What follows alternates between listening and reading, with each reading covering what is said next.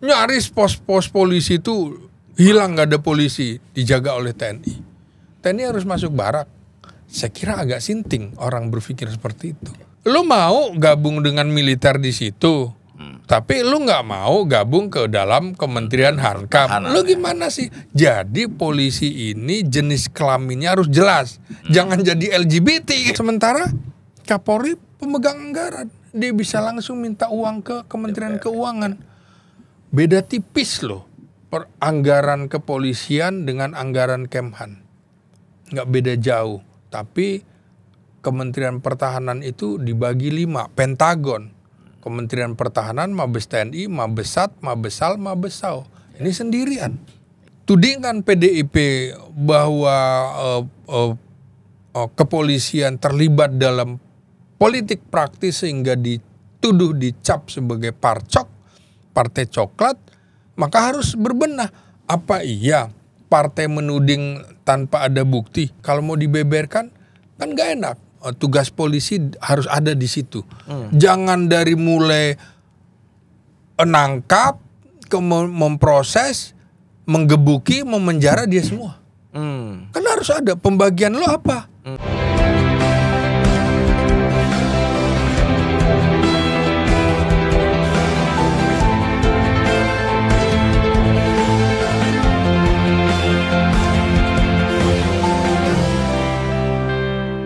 Jumpa lagi di Keadilan TV. Hari ini kita kedatangan tamu yang sangat luar biasa nih, ya kan? Di samping saya juga udah ada redaktur eksekutif Keadilan, Bang Bonar Karo-Karo. Iya. Kita pengen ngobrol sama Bang Slamet Ginting nih, Bang. Pengamat politik, militer, polisi semua diamati nih, Bang. Ini tak terlepas dari pengalaman sebagai jurnalis. Betul. Pernah ya nggak terasa kan 30 tahunan jadi jurnalis, termasuk liputan politik, pertahanan, keamanan negara. Artinya meliput di kepolisian, di kemiliteran kan gitu. Serta daerah-daerah konflik. Jadi kalau mereka mau bohong, kita udah tahu. Bohong lo. Jadi bukan pengamat kaleng-kaleng yang memang terjun langsung ke lapangan mengamati pergolakan negeri ini. Jadi bukan pengamat modal browsing doang, kita juga ke lapangan kan. Benar tahu itu kan? Iya. Jadi bukan modal AI ya. Iya. Jadi kalau ada orang pengen nipu, pengen main, abang mesti tahu tuh ya kan. Polisi ini pengen nipu nih ya kan. Jadi kalau lagu tuh baru ada 2 petikan, kita tawu tuh lagu Bengawan apa? Solo tuh kan. Mengalir sampai jauh, akhirnya ke laut. Iya. Bang, kita pengen ngobrol soal ini, Bang, reshuffle kabinet, Bang. Ini menarik ya kan. Menarik tuh tanpa ada woro-woro. Kalau dulu kan Pak Jokowi itu kan woro-woro tuh lama ya kan. Wah, Rabu Pon. Ini semua booming dulu baru akhirnya reshuffle. Banyak kali kliniknya itu. Iya, benar-benar. Pak Prabowo ini tambah woro-woro. Gimana Bung Ginting melihat reshuffle yang dilakukan presiden kita ini nih? Jadi Prabowo ini bikin orang dak-dikduk. Iya. Sampai mau pelantikan pun orang nggak tahu, kan? Ini pelantikan hari Rabu atau hari Jumat? Nggak tahu kan? Iya. Maka saya harus cari tahu begitu ada desas-desus, begitu ada peristiwa malapetaka Agustus 2025, saya pastikan banyak yang akan diamputasi dan itu harus ada penalti baik kepada elit negara di eksekutif maupun di legislatif. Nah, jadi saya memang baca ketika Menko Polkam diganti, memang salah satu yang harus bertanggung jawab adalah institusi kepolisian.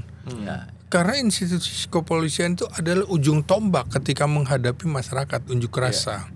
Nah, kalau melihat perintah konstitusi, tugasnya kan Kamtibmas, keamanan ketertiban masyarakat dalam penegakan hukum dengan melayani, mengayomi, melindungi. Nah, unjuk rasa ini kemarin kok ini melayani, melindungi, mengayominya kemana? Sejak 25 Desember itu. Saya bilang ini bakal 25 Agustus pecah. 25 Agustus ini bakal pecah. Jadi mengapa Menko Polkam harus kan kemarin ramai Gatot Nurmantio gitu kan? kemudian Andika Perkasa, Mahfud MD. Saya bilang nggak akan itu orang-orang yang berkontestasi dalam pilpres kemarin nggak akan dipilih. Ya. Gatot yang memang tidak memilih pasangan nomor urut 1, 2, 3, tapi kan dianggap terafiliasi ke Anies Baswedan. Ya. Juga saya bilang enggak sejak awal. Jadi saya memang memperkirakan sejak awal Prabowo akan mencari tokoh senior. Tokoh senior lebih senior dari dirinya. Nah, kalau Prabowo lulusan 1974 bersama Safri Samsudin, ternyata ini lebih senior lagi, angkatan 71. Nah, mengapa Jamari? Ini menarik. Mereka pernah beririsan bersama-sama menjadi komandan batalion di Kostrad. Nah, Prabowo dan Jamari. Di situ ada interaksi dan sama-sama memimpin anak buahnya dalam beberapa operasi. Prabowo kenal dekat sekali sama Jamari Caniago. Nah, yang menarik kan pada saat Prabowo diganti secara mendadak atas perintah Presiden Habibie, sebelum ayam berkokok gitu kan, harus diganti Panglima Kostrad karena dianggap bertanggung jawab atas situasi pada tahun 1998, kan? Jadi harus ada yang bertanggung jawab pada siapapun. Ketika itu memang TNI ujung tombak, ya kan? Salah satu panglima terdepan adalah Panglima Kostrad. Kalau peristiwa 74, yang terdepan adalah Pangkop Kamtib, Wakil Panglima TNI Jenderal Sumitro. Dicopot tuh, Prabowo dicopot. Maka saya bilang nih, di malapetaka Agustus 2025 harusnya Kapolri juga segera dicopot, bertanggung jawab. Nah, kembali ke Jamari Caniago. Pada waktu Prabowo dicopot itu, maka harus ada Panglima Kostrad segera, nggak boleh kosong 1 menit pun. Masuklah nama Joni Lumintang, asisten operasi Panglima TNI, Pangap waktu itu istilahnya. Tapi nampaknya ada resistensi terhadap Joni Lumintang ini. Mungkin karena pernah bersinggungan dengan Prabowo Subianto pada waktu di Papua. Joni Lumintang kan pernah jadi pangdam di sana. Ingat kan waktu pembebasan Sandra Mapenduma 96. Nah, saya termasuk wartawan yang meliput pembebasan Sandra itu. Nah, akhirnya Joni Lumintang ini hanya menjabat sekitar 17-18 jam saja. Ada resistensi terhadap itu. Jadi mungkin harus dicarikan jalan keluar.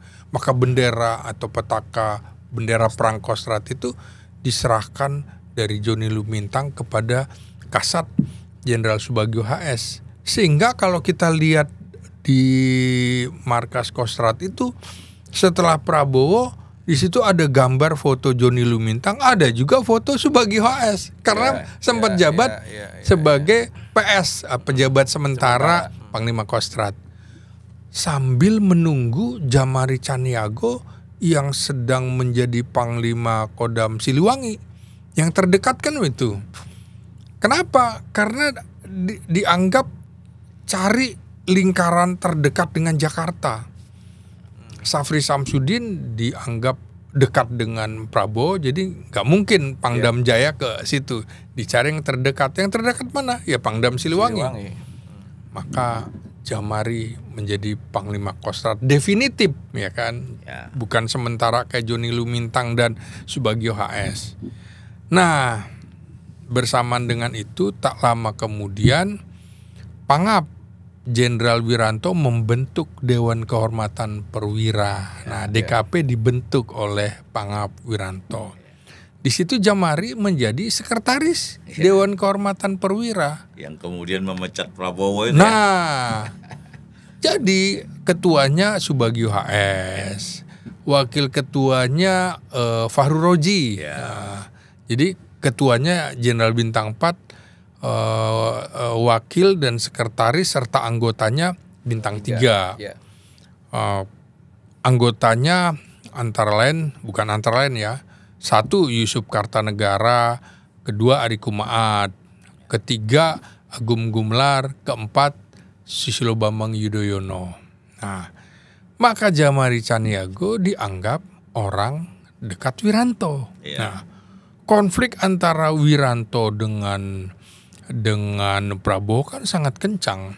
Atas laporan Wiranto lah, maka Presiden Habibie memecat dan membentuk DKP tadi. Iya, artinya suruh mencopot Prabowo sebagai Panglima Kostrad. Jadi konfliknya kencang sekali nih antara Prabowo dengan Wiranto, sama seperti konflik di peristiwa Malari 1974 antara Jenderal Sumitro dengan Mayor Jenderal Ali Murtopo, asisten khusus Presiden Soeharto. Dua-duanya waktu itu dicopot, jabatan asisten khusus ditiadakan. Kepala Bakin dicopot, wakilnya dan semuanya ada 10. Makanya saya heran nih. Saya juga mengingatkan Presiden Prabowo, lu ingat loh, Anda itu lulus dari Akmil 1974. Sebelum ada pelantikan Anda ada peristiwa Malari, itu pada dicopot, ya kan? Anda juga korban dari persaingan rivalitas 1998, Anda dicopot, bertanggung jawab. Makanya menurut saya harus ada Dewan Kehormatan Perwira yang memeriksa jenderal-jenderal polisi dalam kasus ini. Kasus malapetaka Agustus 2025. Nah, kembali lagi ke Djamari ya. Djamari ini menurut saya dia orang yang lihai berkomunikasi, hubungan silaturahimnya baik, bisa diterima juga oleh Prabowo, coba, ya kan? Iya. Jadi maksud Bung Slamet ini tadi, meski dia jadi sekretaris DKP yang kala itu memecat Prabowo, betul, ya, tapi dia sebenarnya orang dekatnya Prabowo juga, begitu? Iya, iya, dia punya hubungan dekat di lapangan kan, sesama di Kesatuan Kostrad. Nah, dia bisa dekat dengan Wiranto, bisa dekat dengan Prabowo, sehingga gugur kalau dia disebut orangnya Wiranto, harus tanda petik. Rupanya mungkin profesional. Yang menarik adalah dia tercatat juga sekarang sebagai anggota Partai Gerindra. Iya, di DPP-nya. Di DPP. Nah, jadi ini nggak banyak cakap ini orang. Gak banyak muncul juga kawan ini. Iya, jadi yang banyak cakap di Dewan Kehormatan Perwira kan cuma Agung Gumelar, yang sejak 2009 pada waktu Prabowo bersama Mega, ya kan, Prabowo sebagai wakil diangkat itu barang itu kan, jadi kayak ritual 5 tahunan gitu. Padahal kan dalam DKP itu sendiri Agung ini hanya anggota ya. Hanya anggota, yang lain enggak. Padahal ini dalam peristiwa ini kita harus ingatkan juga nih, nggak boleh lagi ada orang seperti Agung Gumelar. Kenapa? Kita sudah punya DKP yang lain. Dulu misalnya Dewan Kehormatan Militer tahun 1991, peristiwa Santa Cruz. Waktu itu yang mimpin Dewan Kehormatan Militer adalah Mayor Jenderal Faisal Tanjung.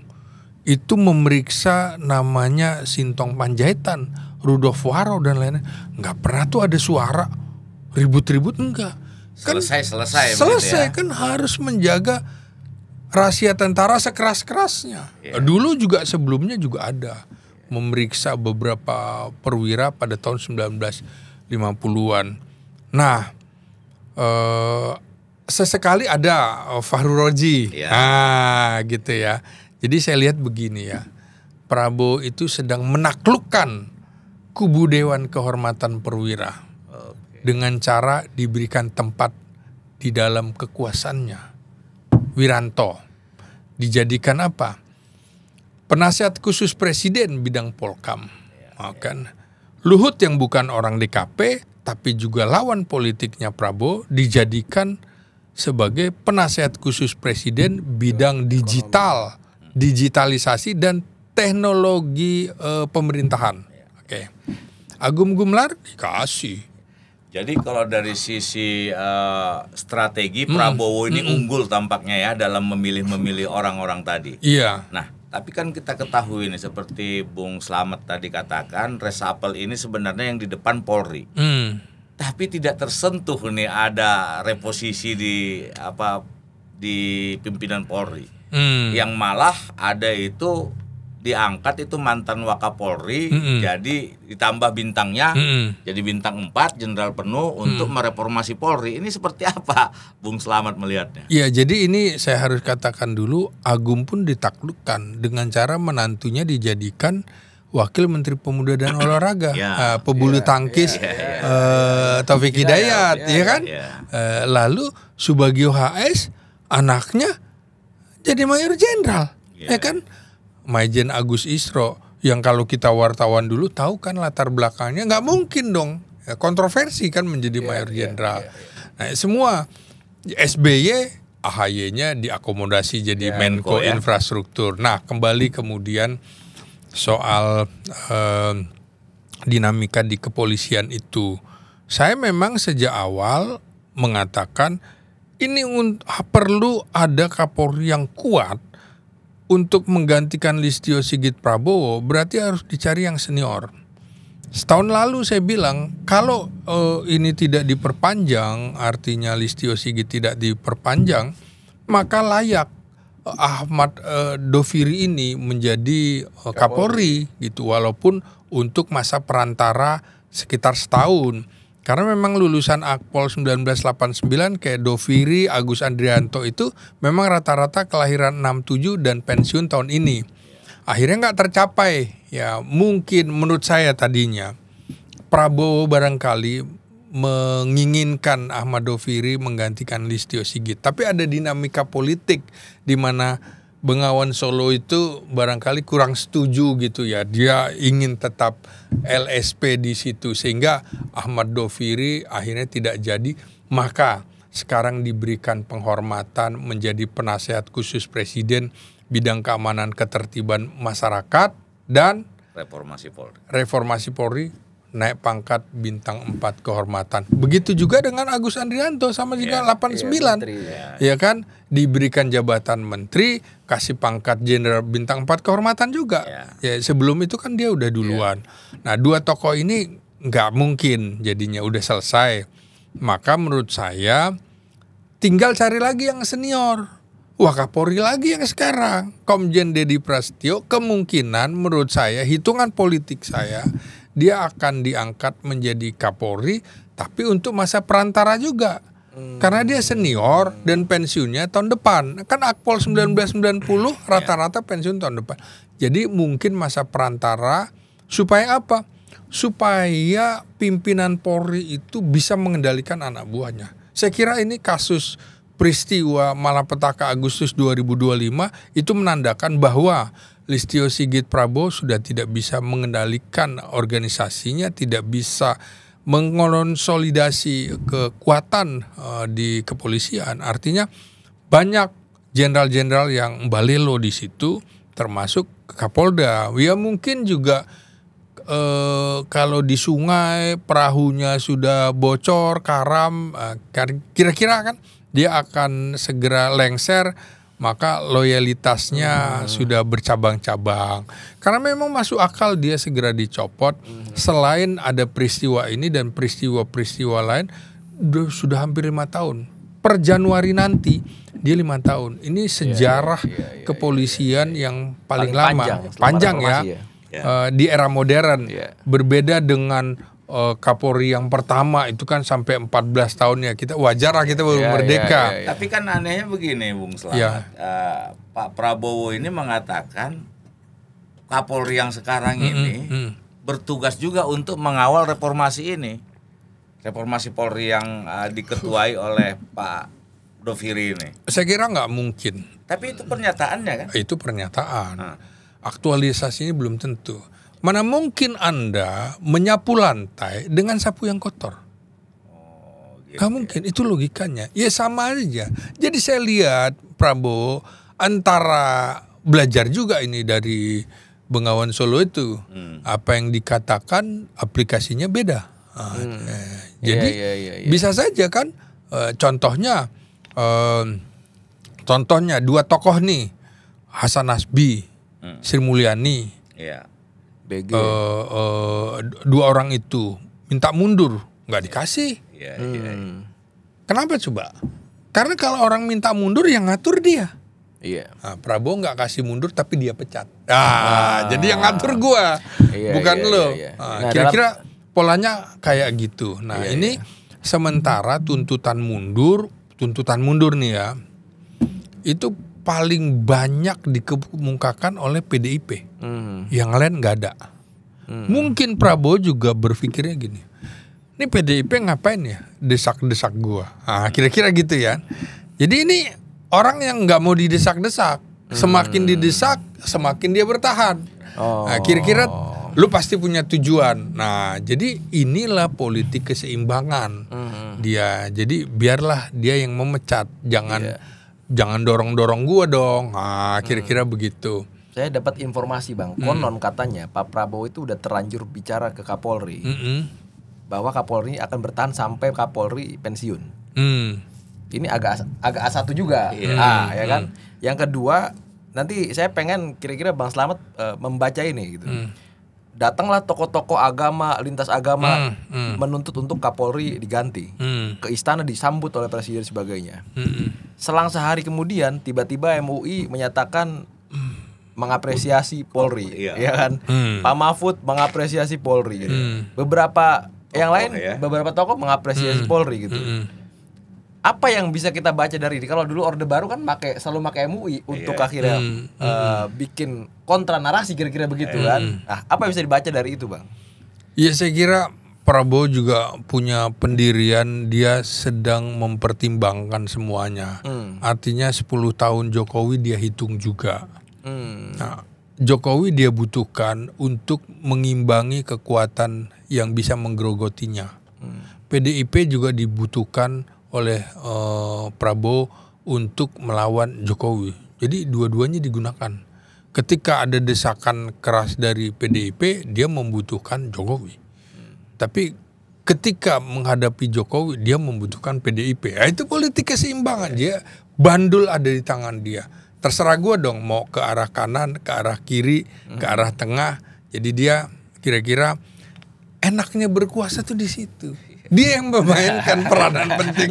Bung Slamet yakin ya bahwa Kapolri ini akan segera diganti. Bahkan menurut saya kemungkinan itu setelah Hari TNI 5 Oktober. Jadi situasi ini belum stabil ya. Belum tentu juga penggantinya lebih baik. Kan begitu. Kalau lebih buruk gimana juga repot. Nah, sementara Prabowo sedang membaca nih kira-kira siapa yang berkepentingan. Jabatan yang paling ditunggu-tunggu publik karena kepentingan yang paling banyak Kapolri itu bisa dibilang seperti orang kedua di Republik ini yang sangat kuat. Kenapa? Karena dia megang dua hal. Pertama hukum, kedua dia punya senjata api juga. Nah, jadi orang yang mau menjadi kepala desa, wali kota, bupati, gubernur atau presiden sekalipun bisa tersandera. Nih, lu ada masalah hukum sini. Kalau agak nakut-nakutin, dia bisa pakai kekuatan senjata. Karena itu memang harus ada kontrol yang kuat terhadap kepolisian ini. Maka perlu reformasi total kepolisian. Nah, reformasi seperti apa sebenarnya yang jangan hanya ganti Kapolri, ternyata sama-sama aja.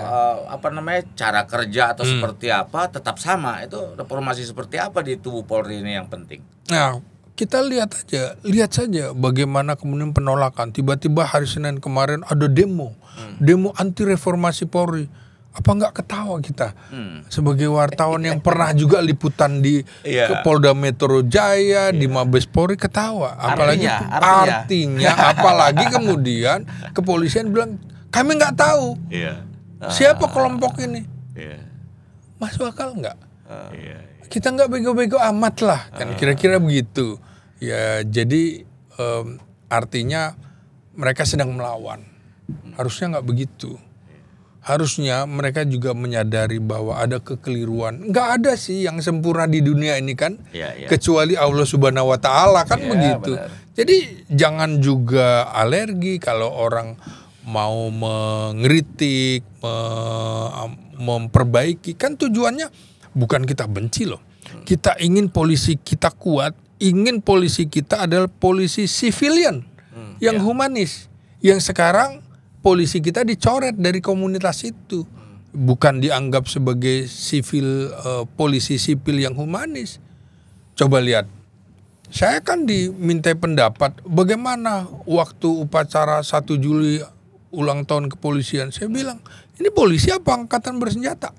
Saya bilang, karena menunjukkan kekuatan senjata. Nah, padahal itu betul-betul kemarin ketika 25 Agustus sudah dikritik kan dengan inisial ACAB itu, AKAP 1312. Itu kan artinya dunia sedang menyoroti. Ini kok seperti polisi Inggris yang sangat represif pada tahun 1940-an. Dan itu dilakukan reformasi total kepolisian di Inggris. Dengan AKAP dianggap bahwa semua polisi adalah bajigur. Saya nggak mau yang sebenarnya. Dianggap seperti itu. Berarti memang baik kepolisian maupun parlemen harus dilakukan reformasi. Bukan cuma kepolisian, parlemen juga. Karena parlemen dianggap sebagai lembaga yang tingkat kepercayaan publiknya rendah bersama kepolisian. Maka polisi betul-betul harus kita tempatkan dulu, lihat kondisi sejarah di mana kepolisian pernah di bawah Kementerian Dalam Negeri dikeluarkan, pernah di bawah Kementerian Hukum atau Kehakiman keluarkan, pernah di bawah Kejaksaan Agung loh, juga pernah di bawah Kementerian Hankam. Itu ide Soekarno betul. Pada tahun 1960 membentuk namanya Departemen Pertahanan Keamanan. Ini kan karena polisi bersenjata, maka dia bersama TNI disatukan dalam ABRI, turut menumpas berbagai pemberontakan di Indonesia. Kenapa? Kenapa? Karena sejarah berdirinya polisi Indonesia diawali dari polisi istimewa, brigade mobil itu, mobil brigade. Maka menurut saya reformasi itu betul-betul harus menempatkan kembali ke Undang-Undang Dasar 45 perintah pasal 30 itu.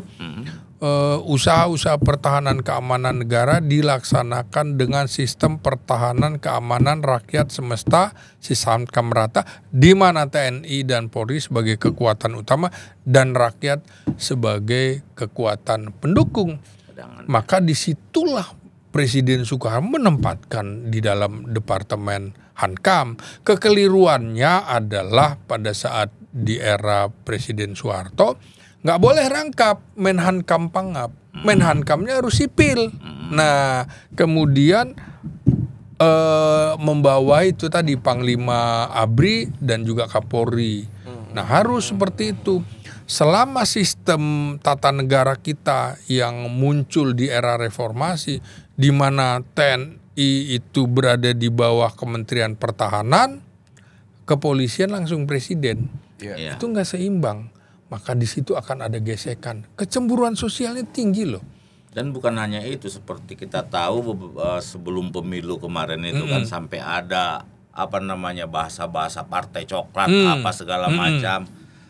Ada kemungkinannya bahwa polisi ini bukan kita tuduh mereka sudah terlibat, digunakan oleh calon-calon presiden kan begitu ya? Iya betul. Nah, untuk mengatasi ini sebaiknya seperti apa reformasi total kepolisian ini yang Bung Slamet maksud? Ya tentu saja pertama kita harus kembalikan kepolisian kita seperti sejarah kita, dalam sejarah kita, tapi juga tidak boleh mengabaikan hukum humaniter dunia di mana polisi itu bukan kombatan. Nah, ini BRIMOB udah sekian banyak misalnya. Menurut saya posisi BRIMOB ditaruh di Kementerian Pertahanan Keamanan, harus ada. Dia paramiliter. Sebutannya aja komandan. Komandan itu adanya di militer. Sebutan prajurit adanya juga di militer. Nggak boleh kepolisian disebut prajurit kecuali BRIMOB, paramiliter. BRIMOB di Hankam, polisi konvensional di Kementerian Hukum. Kementerian Hukum apa Kementerian Dalam Negeri? Kementerian Hukum. Karena kalau Kementerian Dalam Negeri lebih ke penegakan hukum. Kalau Kementerian Dalam Negeri nanti dia merasa bahwa tugasnya Kamdagri, padahal Kamtibmas. Nah, sehingga dia merasa jadi luas nih wilayahnya. Padahal di atas kementerian di atas keamanan dalam negeri ada keamanan nasional, keamanan negara. Jadi harus dipetakan dan nggak boleh langsung ke presiden. Nah, seperti Panglima TNI, Kepala Staf Angkatan, gagah dia bintang 4 termasuk Wakil Panglima TNI, tapi nggak punya duit. Karena tidak megang anggaran, hanya kuasa pemegang anggaran. Pemegang anggarannya siapa? Menteri Pertahanan. Nah, sementara Kapolri pemegang anggaran, dia bisa langsung minta uang ke Kementerian Keuangan. Beda tipis loh, anggaran kepolisian dengan anggaran Kemhan, nggak beda jauh. Tapi Kementerian Pertahanan itu dibagi 5, Pentagon. Kementerian Pertahanan, Mabes TNI, Mabesat, Mabesal, Mabesau. Ini sendirian. Nah, ini harus ada kontrol menurut saya. Selama sekitar 25 tahun era reformasi, pasti ada yang keliru. Ya harus kita perbaiki, termasuk budayanya. Budaya represif harus dihilangkan. Tudingan PDIP bahwa kepolisian terlibat dalam politik praktis sehingga dituduh dicap sebagai parcok, partai coklat, maka harus berbenah. Apa iya partai menuding tanpa ada bukti? Pasti dia punya bukti. Bukti di Sumatera Utara, di Jawa Tengah, di Jawa Timur dan segala macam. Kalau mau dibeberkan kan gak enak. Nah, tapi itu jadi pelajaran bahwa polisi harus dilepaskan dari intervensi politik, termasuk intervensi politik presiden. Tidak boleh jadi alat pemerintah. Dia adalah alat negara. Nah, jadi polisi dan TNI serta kejaksaan itu alat negara. Nggak boleh ikut dalam rapat kabinet. Kabinet itu pemerintah. Jadi dia boleh rapat negara. Presiden sebagai kepala negara rapat memanggil ketua Mahkamah Agung, Jaksa Agung, Kapolri, Panglima TNI. Nah, di situ bersama siapa? Menteri Sekretaris Negara. Nah, kalau rapat kabinet dengan sekretaris kabinet. Jadi harus dibedakan. Nah, yang kayak gitu-gitu. Nah, transparansi, akuntabel itu juga harus diperbaiki. Contoh, banyak kasus ketika isunya bukan isu lagi, beredar di sekolah calon perwira polisi itu, untuk bisa menjadi perwira harus bayar sekian, ratusan juta. Harus transparan nih, uangnya dari mana juga. Dari APBN lu cuma sekian, kok lu bisa bangun ini itu dari mana lo? Jadi transparansi. Pendidikannya juga jangan lagi digabung. Ini kan sekarang digabung nih yang taruna. 3 bulan 4 bulan bersama basis bersama Akademi TNI dari Akmil, AAL, AAU. Lah, lu mau gabung dengan militer di situ, tapi lu nggak mau gabung ke dalam Kementerian Hankam. Lu gimana sih? Jadi polisi ini jenis kelaminnya harus jelas. Jangan jadi LGBT gitu. Harus jelas kan jenis kelaminnya. Supaya kemudian merambah. Ya dia sipil katanya. Sipil. Tapi lu sipil bersenjata, jangan dong. Tapi sebenarnya dalam konteks itu kan harus fair kita melihat, Bang ya. Kayak kita pernah diskusi, Bang, ada jenderal TNI juga yang punya lahan luas banget, ya kan? Dan itu mantan petinggi pula kan di daerah Bogor gitu. Itu pun terjadi di Polri gitu. Ada TNI Polri juga begitu. Banyak asumsi yang mengatakan bahwa oke, TNI reformasi, tapi TNI juga ke barak dong gitu. Kalau kita ngelihat berita belakangan kan misalkan TNI ke DPR gitu. Apalagi di beberapa YouTube gitu. Tempo kemarin meskipun akhirnya dilaporkan gitu. Itu kan menguak bagaimana peran tentara kemarin di demo gitu. Pak BG nggak muncul di demo. Ya kan? Bang Dasko juga nggak muncul di demo. Pak Safri lah orang yang muncul di sana gitu. Ya ada Badan Intelijen TNI yang akhirnya tertuduh kan itu tuh, Bang. Gimana cara melihat itu tuh, Bang? Di kita ini pertama itu RUU KUHP itu harus ada dulu. Di situ kemudian tugas polisi harus ada di situ. Jangan dari mulai nangkap, memproses, menggebuki, memenjara dia semua. Kan harus ada pembagian lo apa? Lo di sampai mana, kejaksaan mana? Kemudian kehakiman mana? Kan jelas. Oh, ini untuk memutuskan salah benar itu pengadilan, bukan kepolisian. Yang nuntut kejaksaan, bukan kepolisian. Polisi sampai mana batasnya. Nah, selain itu harus ada susunan kedudukan. Undang-undang belum ada susunan kedudukan TNI dan Polri supaya nggak bias nih. Nah, dalam peristiwa kemarin tanggal 28 sampai 30 itu kan yang bertanggung jawab kepolisian. Di ujung tombak loh menghadapi situasi itu. Dan harusnya memang untuk menghadapi unjuk rasa, pertama kalau polisi humanis poluan dulu dong. Ya kan? Kenapa juga DPR tidak langsung menanggapi sih? Ada tuntutan? Kan kalau komunikasi berjalan dua arah nggak perlu sampai banyak-banyakan. Jadi Poluan, ada Dalmas, ada Sabara, Brimob terakhir. Brimob nggak sanggup baru TNI. Nah, itu nggak sanggup kan, maka tanggal 30 Agustus baru dibuat surat. Astama Ops Polri Komjen Fadil Imran mengirim surat atas nama Kapolri kepada Panglima TNI. Polri menyerah, minta perbantuan kepada TNI ya. Nah di situ, maka tanggal surat itu baru sampai tanggal 31 Agustus pagi, maka TNI masuk. Nah 28 sampai 30 ini terjadi kekosongan kepolisian karena dia sudah menjadi musuh bersama setelah kasus Afan Kurniawan itu. Ini mengingatkan kita sama-sama wartawan peristiwa 98, nyaris pos-pos polisi itu hilang, gak ada polisi, dijaga oleh TNI. TNI harus masuk barak. Saya kira agak sinting orang berpikir seperti itu. Jadi menurut saya begini juga, kepolisian akhirnya sibuk mengamankan kantor-kantornya, dirinya ya akhirnya harus masuk di situ. Jadi begini, nggak bisa konsep barat itu diterapkan di Indonesia. Tentara masuk barak, seneng tuh orang-orang luar, terutama asing barat. Kenapa? Mereka boleh masuk tentaranya militer ke barak. Kenapa? Karena jumlah militernya sudah banyak. Alat utama sistem senjatanya udah banyak. Militer Indonesia berapa? 270 juta jiwa. Taruhlah sekarang udah 280 juta jiwa. TNI jumlahnya berapa? Hanya sekitar 500 ribu. Berapa persen? 1%? Enggak. 0,5%? Enggak. 0,25%? Enggak. Alat utama senjatanya enggak. Jadi inilah orang-orang yang enggak ngerti konsep sistem pertahanan keamanan rakyat semesta kita. Ini perintah undang-undang.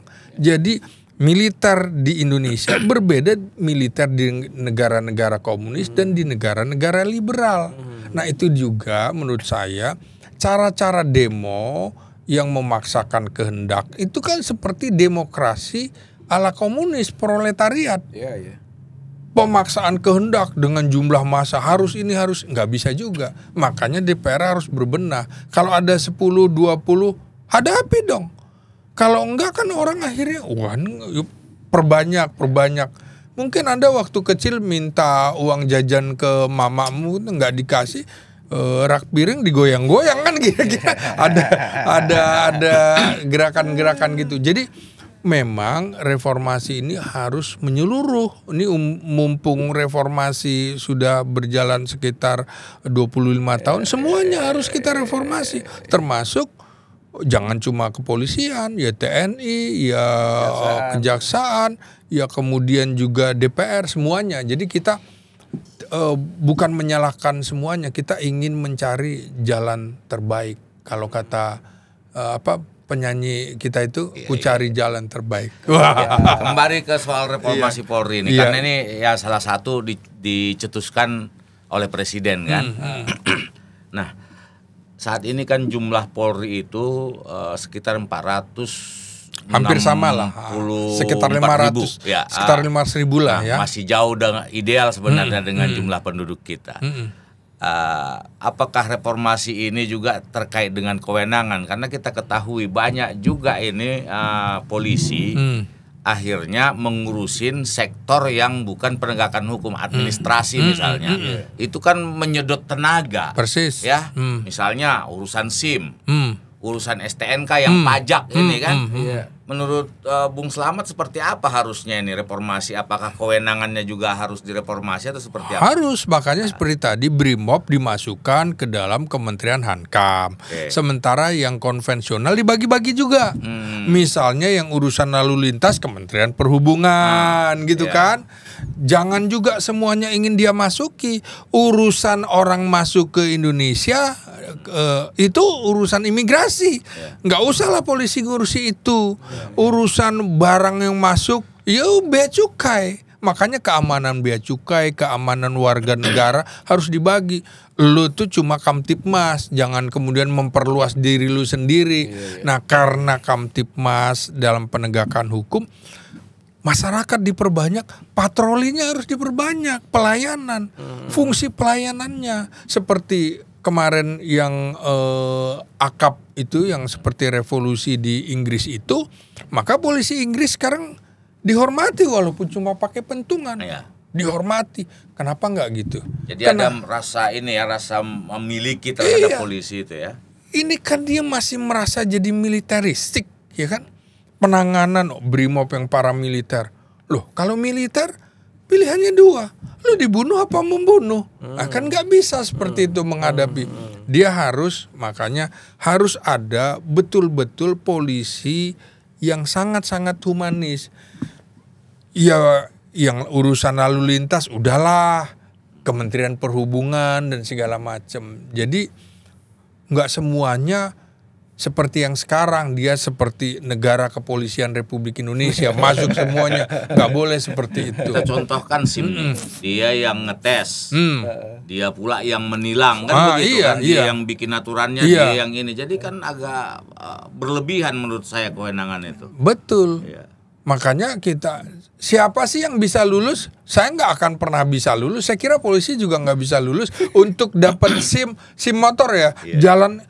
Kok nggak masuk akal sih bilang. Suruh belok-belok. Jangan begitulah.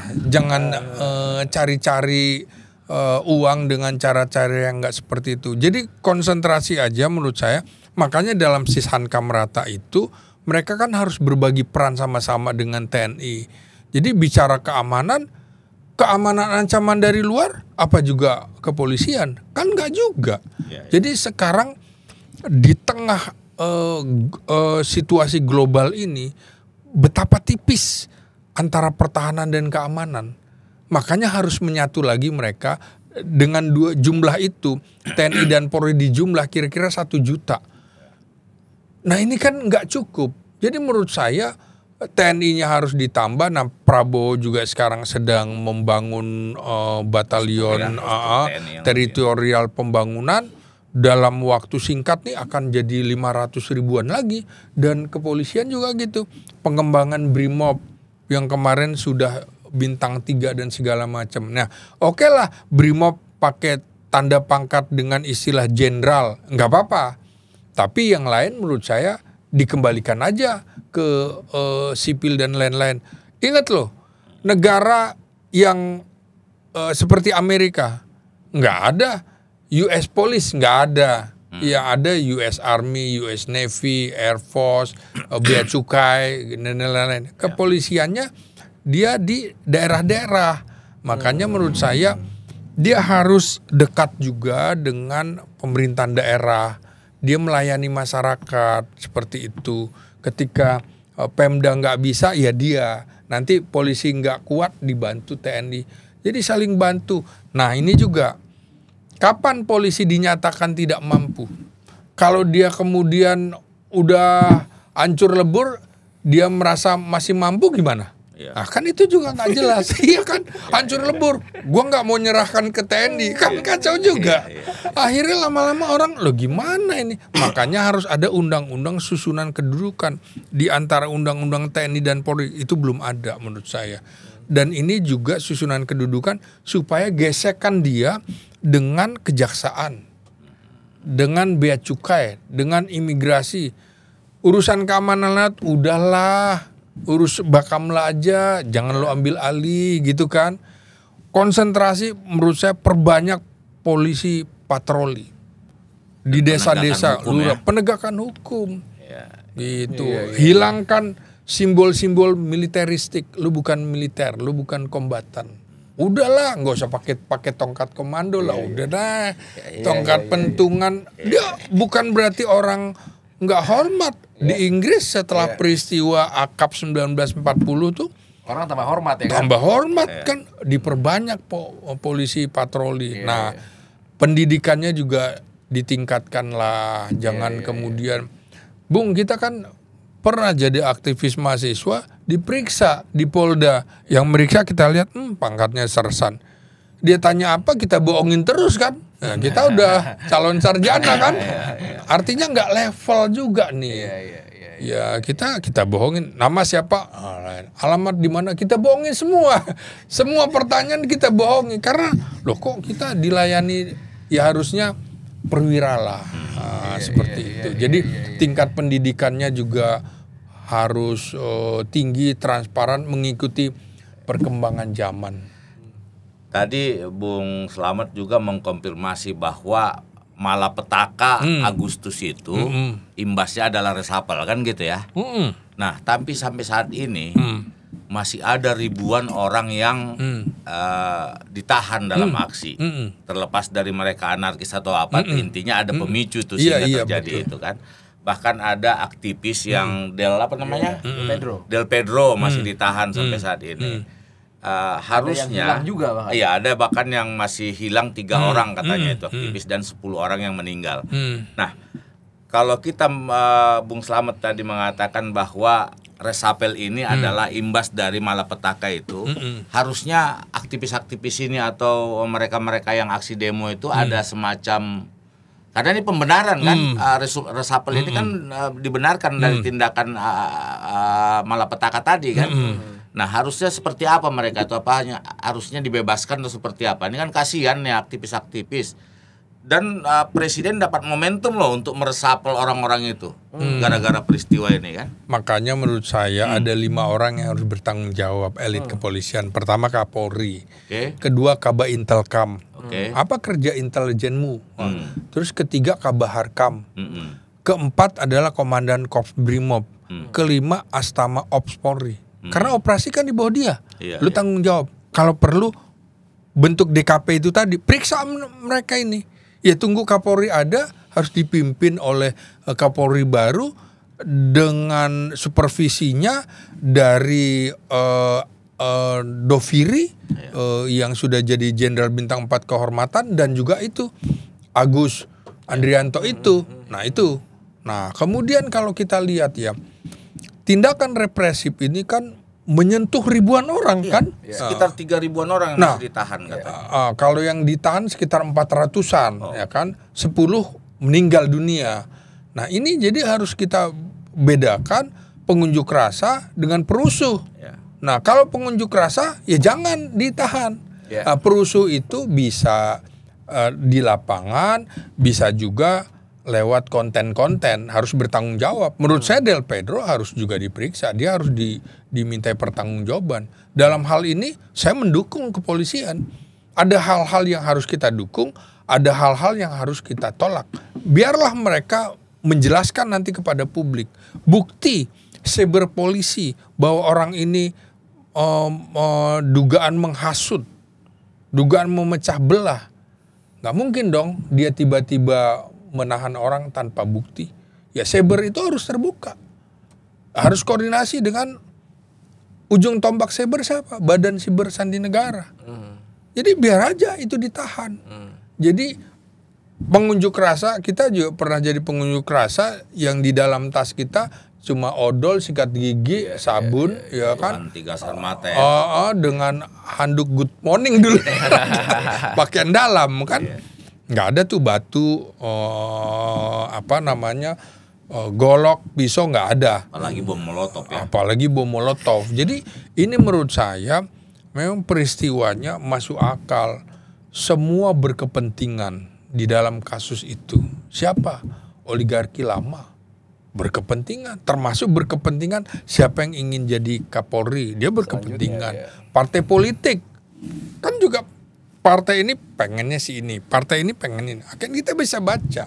Pemerintah juga begitu. Asing, ya. Nah, dalam kasus begitu ada akap ya, kemudian bendera One Piece ya, Jolly Roger itu, saya udah bilang, kemungkinan asing masuk di situ. Jadi nggak main-main, penanganan itu harus bersama kepolisian, bersama TNI, Badan Siber Sandi Negara, Badan Intelijen Negara, karena geopolitik sedang panas, di mana Indonesia sedang juga bergabung dengan komunitas BRICS. Amerika nggak setuju dong, nah kan, Amerika nggak setuju. Lihat nggak abis kerusuhan, nggak lama kemudian Sri Mulyani dicopot, Prabowo datang ke Beijing menghadiri parade militer besar-besaran, ada Xi Jinping, Vladimir Putin, Kim Jong Un dan negara-negara BRICS ya, kecuali Amerika nggak diundang. Jadi sama aja. Jadi situasinya babaliut kata orang Sunda. Jadi memang banyak aktor, baik aktor negara, aktor non negara,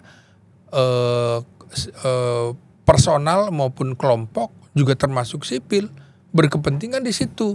Jadi biar aja yang polisi kuat, punya dugaan kuat ini mereka harus ditahan, silakan. Jadi kita juga harus mempercayakan kepada kepolisian, tapi lo harus transparan, akuntabel, jangan kemudian menzolimi orang. Nggak apa-apa, harus ada yang supaya juga nggak ada desas-desus seperti kemarin. Penyebutan 4 nama, taunya Del Pedro, yang ini enggak segala macam. Juga harus jelas tuh di lapangan. Kan kalau di lapangan penanganannya harus dia ingat, mana pasukan kawan, pasukan lawan, ya berarti TNI kan pasukan kawan. Harus jangan cepat-cepat langsung dia share. Ini kan kemampuan anak buah kepolisian yang di bawah karena aktif bermedsos langsung dia tuding segala macam. Nah ini kan nggak bisa, dia harus diklarifikasi dan harus ada pemeriksaan betul-betul. Bener nggak terlibat? Bener nggak?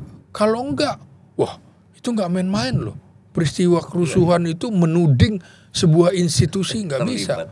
Menuding institusi TNI, menuding institusi kepolisian, menuding institusi BIN, harus ada bukti. Jadi ini yang asing juga bertepuk tangan ketika antar institusi kita ribut. Jadi memang di bawah ini harus diberikan penyuluhan juga, terutama penggunaan medsos. Dikit-dikit foto disebar. Loh, ini coba aja. Tiba-tiba ada rusuh di sini, ramai kita jalan, kita ditangkap KTP. Wah, ini wartawan perusuh, dosen perusuh. Loh, ntar dulu diselidiki dulu. Ini kan terlalu cepat. Makanya juga sama konten kreator yang cepet-cepet nuduh, tiba-tiba ada lanjutan, ada konferensi pers dari kepolisian. Ternyata ini salah, kami minta maaf. Itu nggak dimasukkan. Dia masukkan yang pertama. Culas nih yang begini-gini. Ini mau mecah belah. Jadi biar aja ada orang-orang bermain di dunia itu, kemudian polisi menahan mereka karena mereka polisi punya bukti. Harus ada tindakan tegas karena semua peristiwa ini sekarang melalui media sosial. Untuk mengumpulkan massa sekarang itu loh. Iya. Saya fenomena baru tuh. Iya, saya takut peristiwa Malapetaka Agustus ini menjadi semacam Arab Spring di Indonesia melalui kekuatan media sosial. Makanya saya bilang itu harusnya dijammer dong peristiwa itu. Biar aja alat komunikasi kita nggak aktif, daripada semua aktif ngompor-ngompori semua kan. Iya. Tapi setidaknya di Agustus ini kayak Pilpres sebelum-sebelumnya Bang, ketika kita ngomong soal 98, Gen Z tuh nggak ada yang ngerti gitu. Bagaimana represifnya aparat, polisian atau TNI atau siapapun lah gitu ya. Mereka apa sih represif gitu. Tapi di 2025 ini mereka mendapatkan pengetahuan baru. Ternyata begini ya aparat yang represif gitu ya. Satu sisi Bang, saya pengen Abang berpendapat ini kan kemunculan influencer ini kan menjadi fenomena baru, Bang. Iya, betul. Iya, dia bukan pengamat politik, dia juga bukan wartawan sebagainya. Tapi macam betul, Bang. Kalau kata orang Medan kan macam betul. Iya, macam betul kawan-kawan ini ya kan. Gimana tuh, Bang?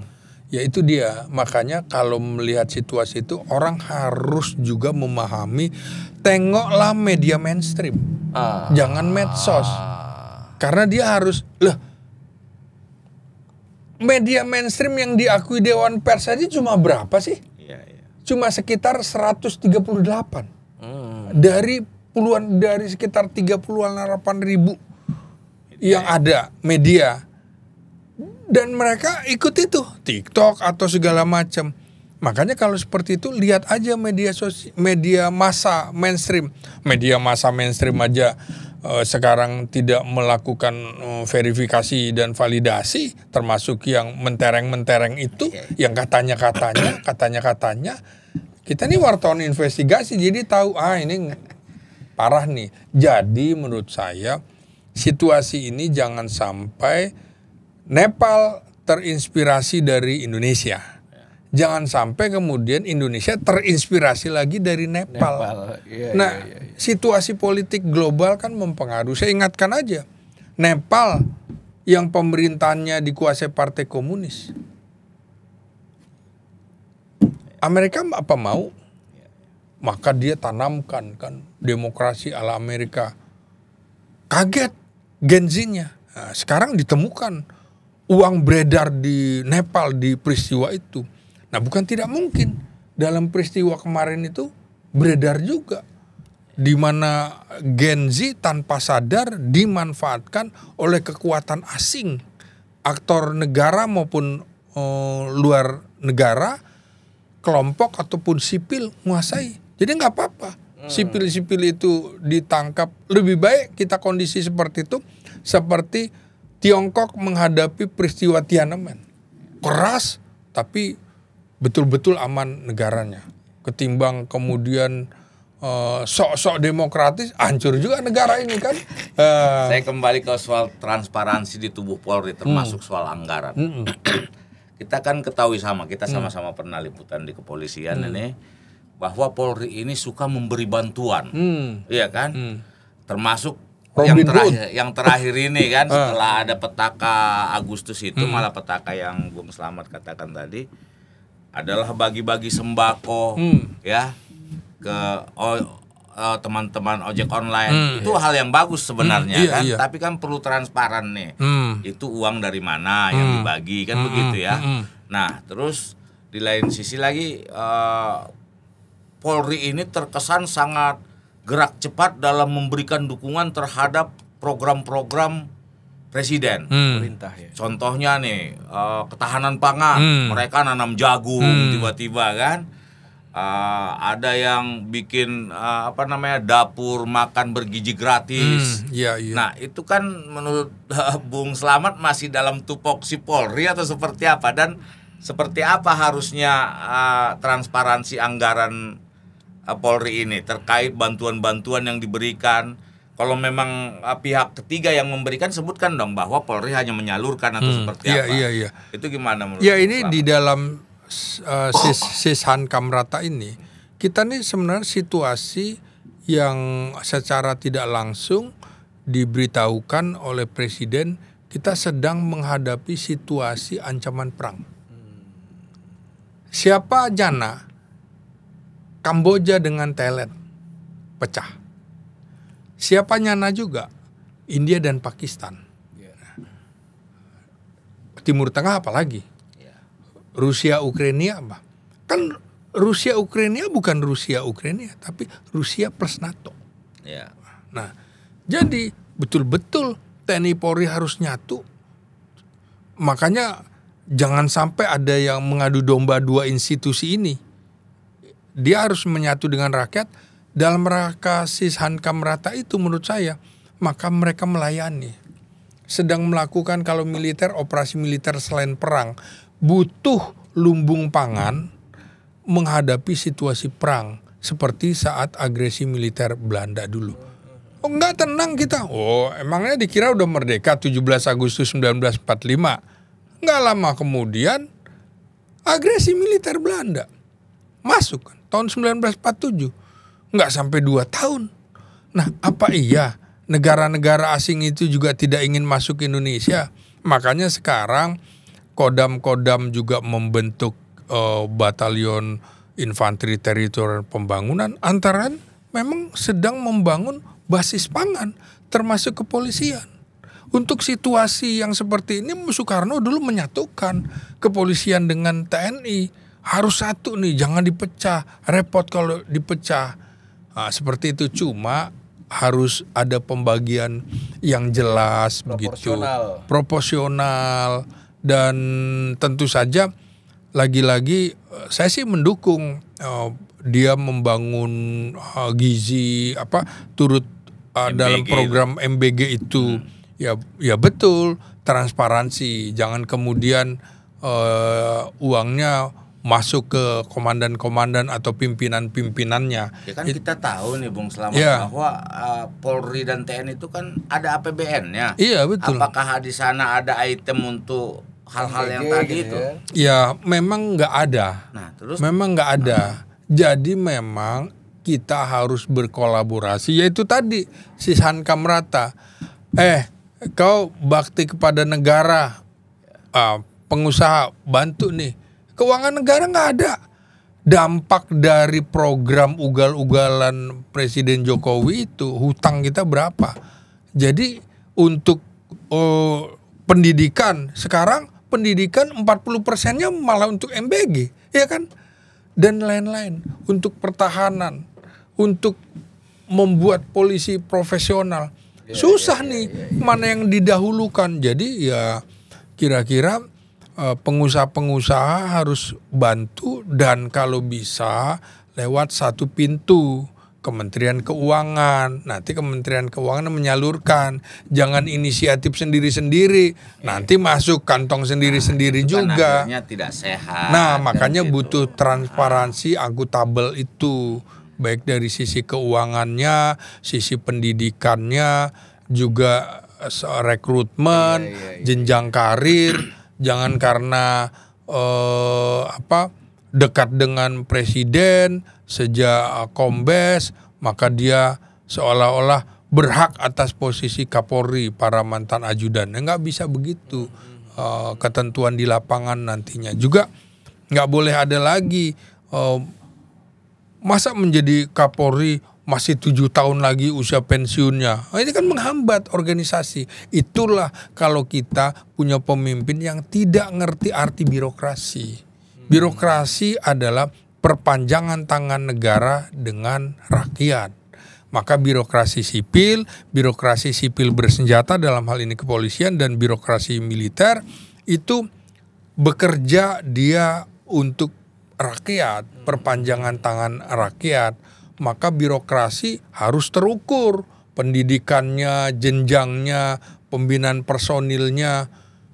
7 tahun melewati senior-seniornya. Nggak boleh juga ada di kepolisian 2 jenderal polisi bintang 4, matahari kembar, kayak kasus Tito Karnavian dan Budi Gunawan kemarin. Maka saya bilang seharusnya ketika memang Budi Gunawan tidak terbukti bersalah, kembalikan dia ke posisi Kapolri. Kan sudah disetujui di DPR. Bukan kemudian dia yang tidak punya background intelijen menjadi kepala badan intelijen negara. Jangan, kasihan dianya. Kasihan, nanti bukan kita melecehkan, ya sesuai aja bidangnya. Jangan juga polisi lalu lintas menjadi kabar reskrim. Ntar dulu dong. Ya kan kira-kira gitu. Ya polisi lalu lintas, lo paling tinggi ada kepala korps Brimob gitu. Kepala korps lalu lintas yang memang kornya di situ. Ya betul, yang memang reserse ya kabar reskrim. Jangan kemudian SDM jadi kabar reskrim. Apa jadi intel ya kan? Iya. Jadi kayak gitu-gitu.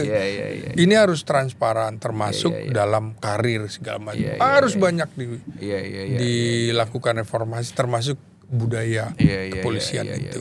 Makasih banyak Mas Slamet. Ini luar biasa, kita kayak kuliah ini ya kan.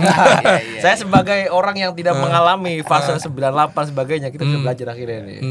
Karena kita pernah jadi wartawan era Orde Baru, reformasi, jadi tahu tuh jam per jam waktu pergantian Panglima Kostrat, jam per jam ada 2 Kapolri, gitu-gitu kan kita juga tahu di eranya Gus Dur. Jadi kalau kita ngomong bukan banyak cakap, tapi karena kita juga mengalami gitu. Oke, sekali lagi terima kasih Mas Slamet atas kehadiran ini. Oke, teman-teman Keadilan TV, jangan lupa like, komen, dan share, dan nantikan video selanjutnya. Salam Persatuan Indonesia. Merdeka. Merdeka.